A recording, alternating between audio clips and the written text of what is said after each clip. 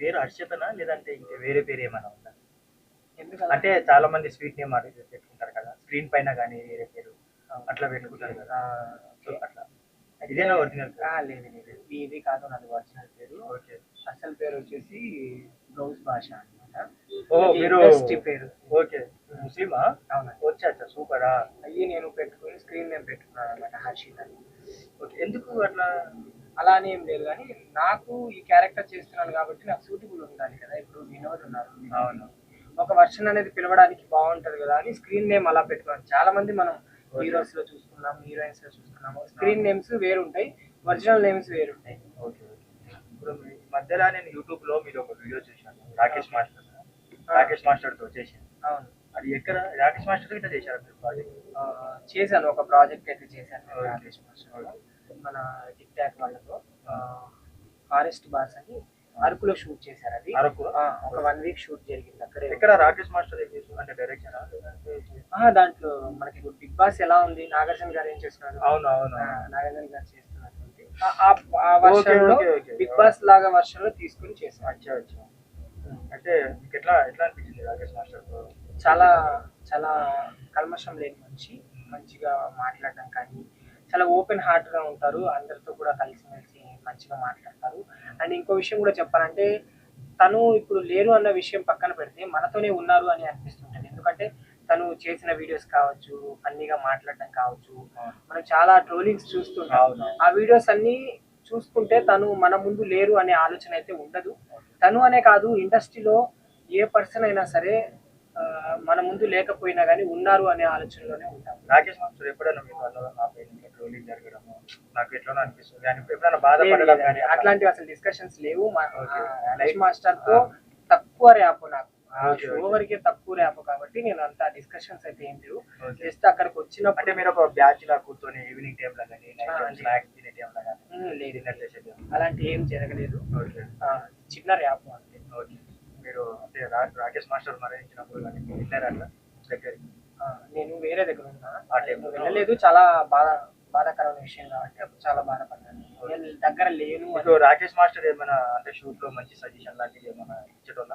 అంటే మీకు ఒక బ్యాచ్ కి మంచిగా ఇట్లా చేస్తే బాగుంటుంది, అంటే field లో ఇట్లా నేను ఉండాలి. నాకు వీళ్ళతో ర్యాప్ తక్కువే. ఎట్లా అంటే టిక్ టాక్ బ్యాచ్ తో కూడా ర్యాప్ తక్కువే కాబట్టి అంత ఉండేది కాదు. కాకపోతే చిన్న చిన్న కాంప్లిమెంట్స్ అయితే వచ్చేవి. చిన్న కాంప్లిమెంట్ ని దాని పెద్ద కాంప్లిమెంట్ కూడా తీసుకోవచ్చు.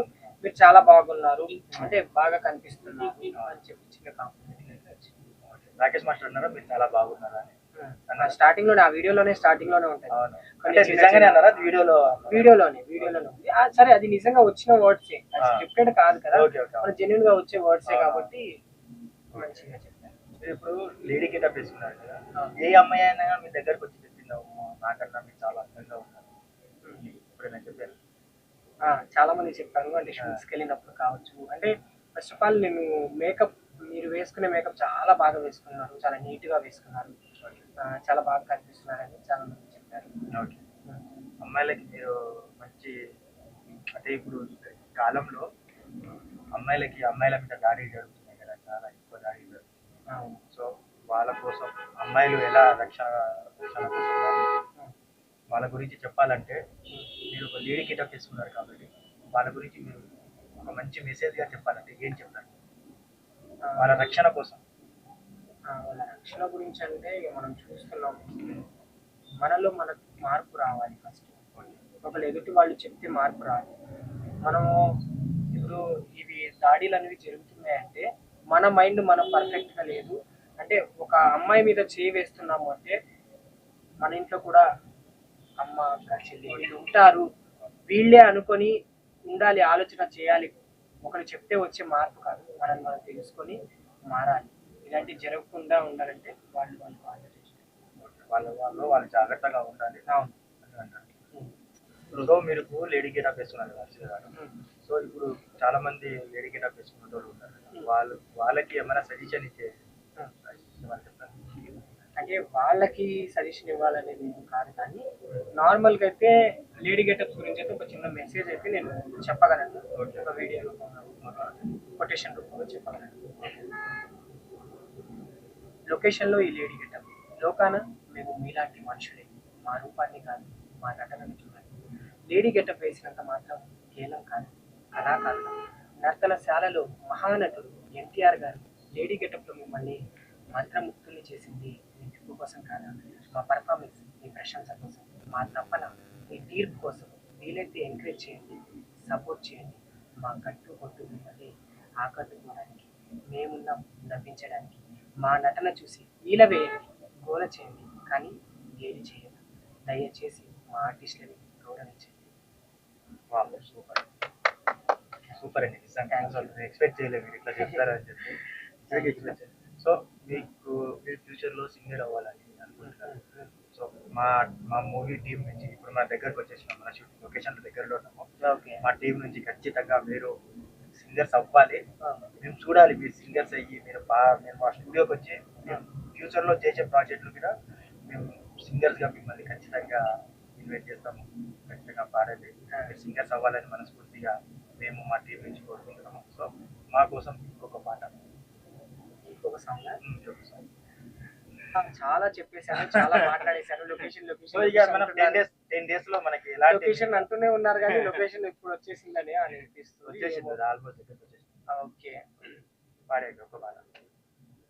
పువ్వుల్లో దాగున్న పళ్ళెంతో అతిశయం, ఆ సీతాకోక చిలక వళ్ళెంతో అతిశయం, వేణువులో గాలి సంగీతాలే అతిశయం, గురువెవ్వరు లేని కోయిల పాటే అతిశయం, అతిశయమే అచ్చెను అంది నువ్వేనా అతిశయం. Just 4 lines. ఓకే ఓకే, మన లొకేషన్ వచ్చేసింది హర్షిత్ గారు. మనం చాలా మాట్లాడేసినాం. మా పర్సనల్ మీరు అడగకపోయినా కానీ మీ పర్సనల్ మేము అడిగినందుకు మీరు చెప్పినందుకు చాలా థ్యాంక్స్. నేను అడుగుదాం అనుకున్నాను. కలిసే ఉంటాం కాబట్టి ఇంకా చెప్తుంటాం ఏదో ఒకటి. అయ్యో, మాకంటే మీది చాలా ఇంపార్టెంట్ కదా, ఎందుకంటే మీరు చాలా స్పెషల్ కాబట్టి అందుకే అడిగిన, అంతేగాని. ఓకే. సో మన 10 days మంచిగా వర్క్ చేయాలి, ఇక్కడ మీ మీద ఏం రాకుండా కలిసి ఉండాలి. So bye friends. బాయ్.